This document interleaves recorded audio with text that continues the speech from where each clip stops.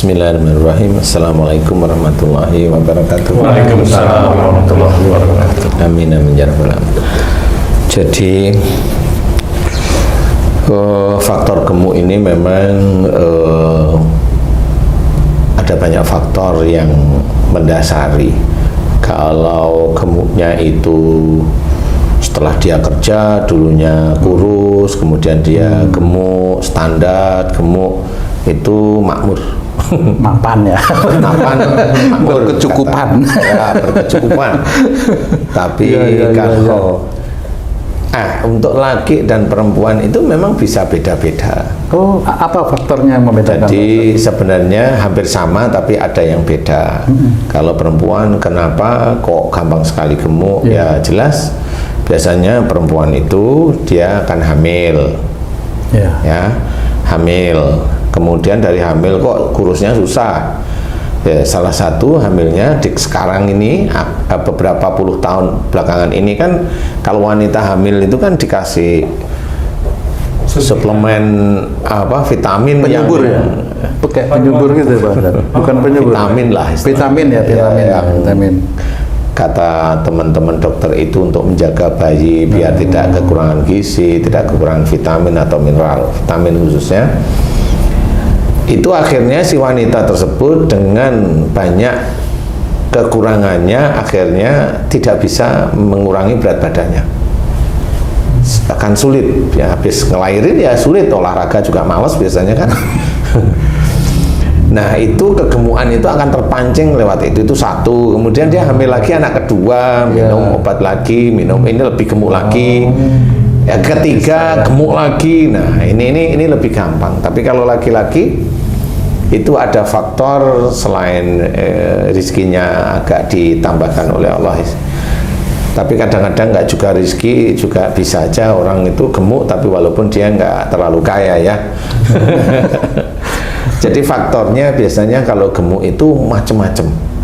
Nomor satu, kalau ini orang biasa ya agak malas sebenarnya. Jadi malas saja gerak, malas gerak.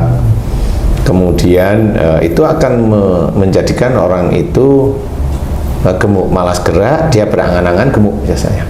Rata-rata gemuk aja, berangan-angan tinggi, malas gerak. Nah, ini gemuk. Gemuknya gemuk nggak sehat aja. Nah, kalau yang yang diceritakan di medsos atau di TV gitu ya, itu yang umurnya kayaknya 27 sekarang, 27 tahunan itu. Nah, ini gemuknya dari mana? Kalau gemuknya itu dari setelah dia akhir balik, berarti ada proses dicatat oleh Allah Ta'ala. Kemudian kalau gemuknya sejak bayi tetap ada. Kalau saya cerita, kalau gemuknya itu sejak akhir balik mulai gemuk, nah di sini sebenarnya si adik tadi itu punya ciri seperti orang tuanya pada saat orang tuanya itu hamil dia, atau pada saat orang tuanya sebelum hamil dia. Itu orang tuanya biasanya punya ciri lebih senang tidak melakukan pekerjaan. Jadi lebih memilih nyantai, lebih milih diem, nggak pokoknya kalau aktivitas malas gitu aja, aktivitas malas. Nah sama berangan-angan, angan-angannya tinggi. Gimana maksudnya Pak Ustadz? Angan-angan tinggi? Ya, angan-angan tinggi itu tentang enaknya hidup, umpamanya wah kalau saya kaya itu bisa ini seperti itu. Tapi dia agak malas, bukan malas ya, agak malas. Jadi dia ngerjain sesuatu, ya ngerjain, tapi ogah-ogahan gitu. Nggak pernah serius ngerjain sesuatu itu. Jarang sekali serius. Nah, insya Allah kalau dulu orang tuanya seperti itu, nah tinggal anaknya nanti. Kalau anaknya punya genetik seperti orang tuanya seperti itu, nah itu si adik itu sejak kecil bisa gemuk. Sejak dia itu kecil, sejak bayi bisa gemuk itu seperti itu. Atau orang tuanya itu kalau disuruh sama orang tuanya, kakek atau neneknya, hanya diem aja, nggak jalan-jalanin, nah itu mirip sama. Nah, sama seperti kalau males melakukan aktivitas sebenarnya. Jadi kegemukan itu, kekuatan dari psikis itu lebih kuat daripada kelebihan makanan. Karena pada saat psikisnya itu rusak pada titik itu, hormon-hormon tertentu itu ada yang nggak aktif, sehingga tidak bisa menstabilkan tubuh itu menjadi normal. Umpamanya hormon yang memecah lemak nggak bisa bereaksi. Umpamanya hormon yang memecah lemak itu tidak bisa bereaksi karena apa? Ya karena ada kemalasan. Entah itu dari si adik, dari sejak bayi punya genetik males, besarnya juga dia sendiri ngerjain sesuatu nggak happy, nggak happy, ngerjain aja tapi nggak happy. Kalau ditanya itu sebenarnya yang ngerjain karena keadaan. Ngerjain karena keadaan itu kayak zaman dulu saya nggak punya uang waktu kuliah. Ya saya ngerjain sesuatu itu ya karena saya butuh makan. Serius jadinya seperti itu maksudnya? Ya harus serius ngerjain sesuatu. Jadi, nah kalau orang yang gemuk itu biasanya ngerjain sesuatu ya malas-malasan. Seperti itu. Nah, kegemukan insya Allah bisa diawali dari seperti itu. Siapapun orang itu bisa. Makanya kalau orang gemuk nih rata-rata biasanya orangnya malas. Nah, amati aja orang-orang gemuk itu malas. Tapi itu pekerja keras kan, kelihatan aja pekerja keras. Otaknya aslinya enggak. Dia hanya kelihatan aja pekerja keras. Tapi di dalam otaknya enggak pekerja keras. Ada trik yang mau dia selesaikan di dalam melakukan pekerjaan dia sehari-hari. Ada trik dia. Nah itu gemuk biasanya. Nah biasanya anak orang-orang yang kaya-kaya itu biasanya memang gemuk-gemuk. Karena apa? Suplai makanannya jelas. Kemudian malas berolahraga, mainannya HP ya sudah, gemuk lah dia. Ada yang melayanin, ada ART. Ya seperti itu. Seperti itu. Insya Allah kurang lebihnya seperti itu, walaupun ini bukan justifikasi bagi yang gemuk, tapi yang saya amati, saya perhatikan secara psikologis itu insya Allah seperti itu. Jadi bisa aja ada orang yang stres, kalau dia stres malah makan, ya ada, kan sama aja sebenarnya. Tapi dia ada orang yang memang makannya banyak, kurus itu ya ada. Ada juga. Ada. Karena apa? Cacingan. Kalau orang dulu bilang cacingan. Cacingan. Tapi Haji J ini makannya banyak nggak sih? Standar kalau Haji J standar ya. standar kalau JJ. Standar lah ya. Yang gemuk yang lain. Ustaz, Ya. orang gemuk kan boleh dikatakan otomatis makannya banyak nih Ustaz. Bisa. Ya istilahnya normalnya seperti itu. Nah, untuk menahan tidak makan itu sulit. Ada orang dia mau menguruskan badan karena badannya gemuk, tapi sulit untuk menahan lapar. Nah, itu ada akhlak apa yang di mata Allah tuh kurang sehingga dia tuh bawaannya tuh pengen makan dan menderita kalau nggak makan. Oke, ini curhat nih ceritanya.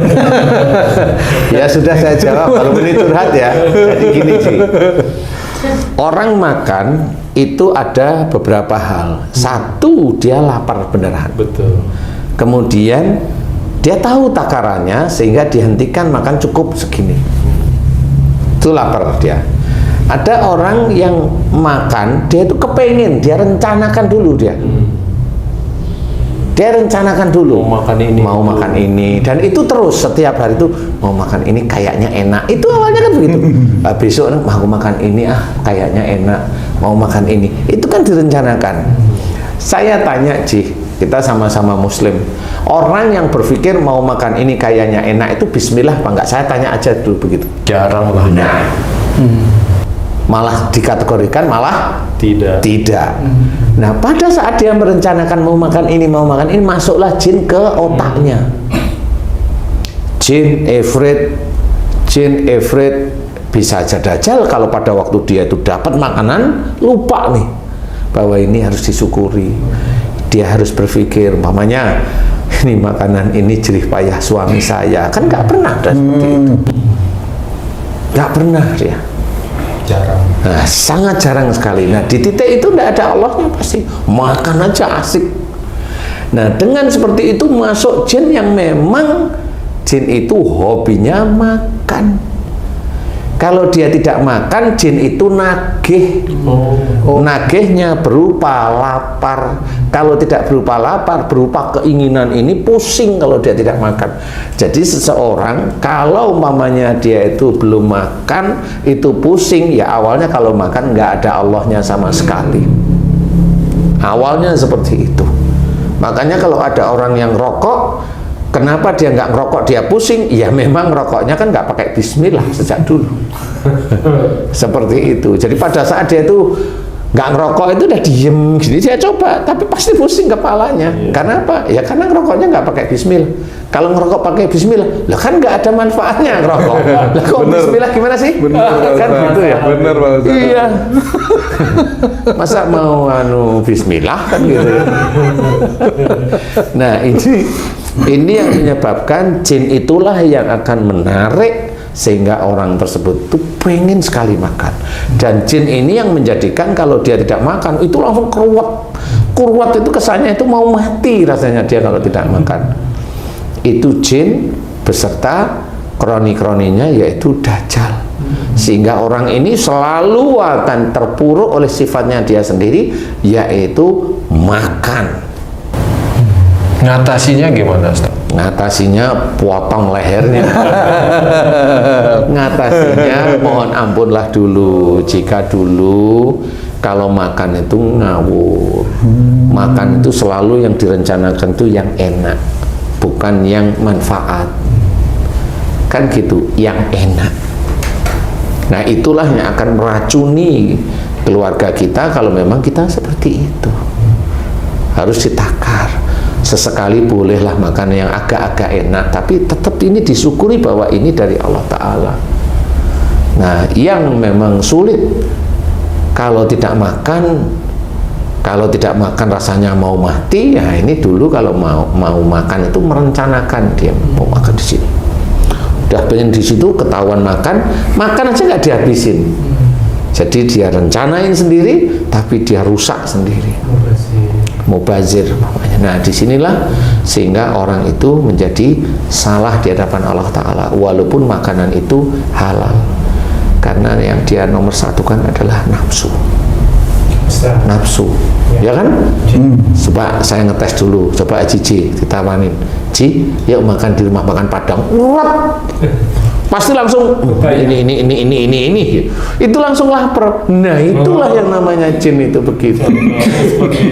Iya, saya ngomong seperti ini tung aja langsung asem jadi lapar. Nah, iya begitu kan. Apa? Kita ngomongin sesuatu yang jelas enak. Umpamanya apa nih?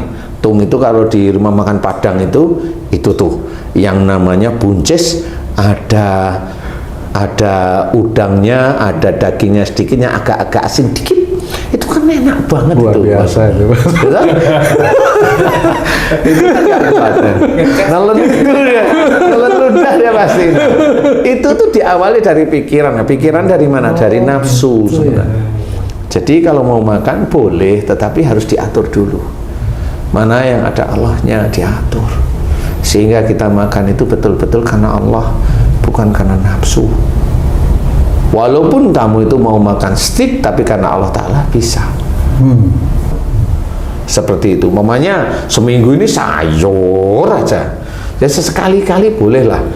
Mamanya besok kita makan nasi uduk kebun kacang yuk. Oh iya ya, udah lama nggak kesana ya, udah lama nggak makan daging ya. Iya, insya Allah Bismillah ya, Bismillah ya.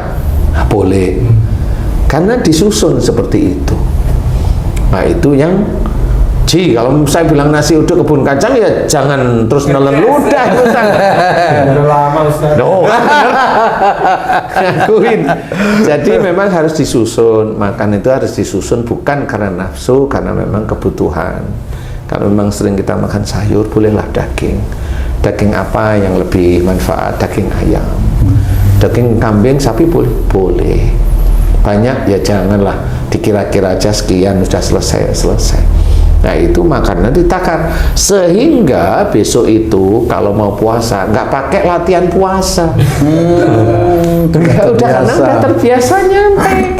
Seperti itu. Makanya kalau mamanya istrinya Haji J ini memang betul-betul sulit sekali seperti itu, nah itulah nafsu. Karena apa? Karena barangkali maaf nih Cia, karena Haji dulu membiarkan. Iya, karena Haji punya. Iya, nyenengin istri. Iya, nyenengin tuh boleh, tapi ada batasannya.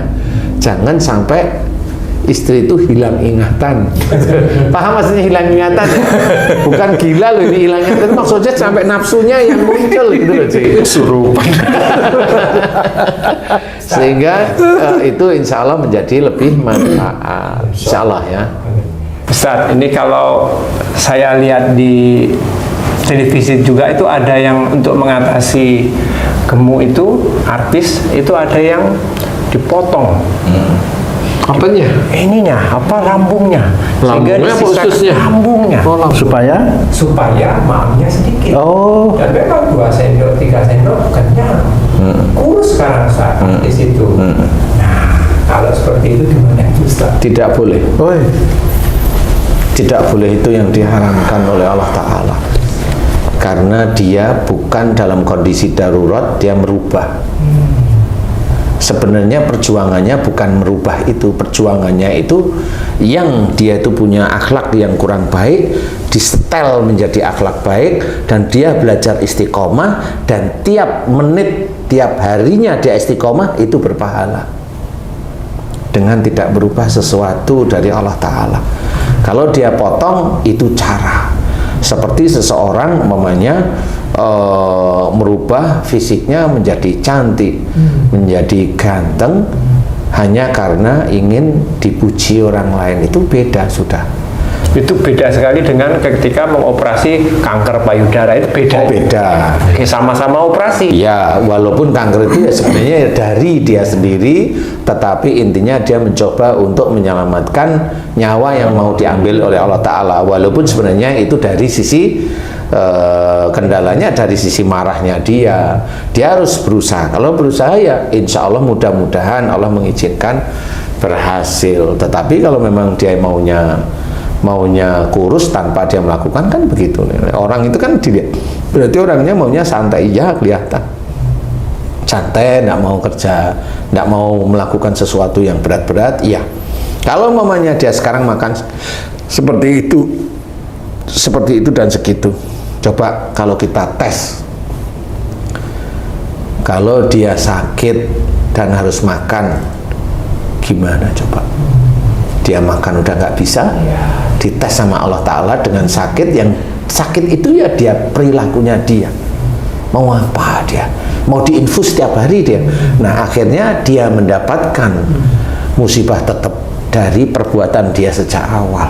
Makanya jangan, kalau merubah hidung, merubah wajah itu untuk ujub, riak, sombong, bangga dan sebagainya, itu tetap nanti akan ada pertanggungjawabannya. Kalau itu merubah, ya kalau bisa jangan, mending belajar lari, makan dikurangin, yang dulunya hobinya lemak-lemak, gula dan sebagainya kurangin, insya Allah bisa kok.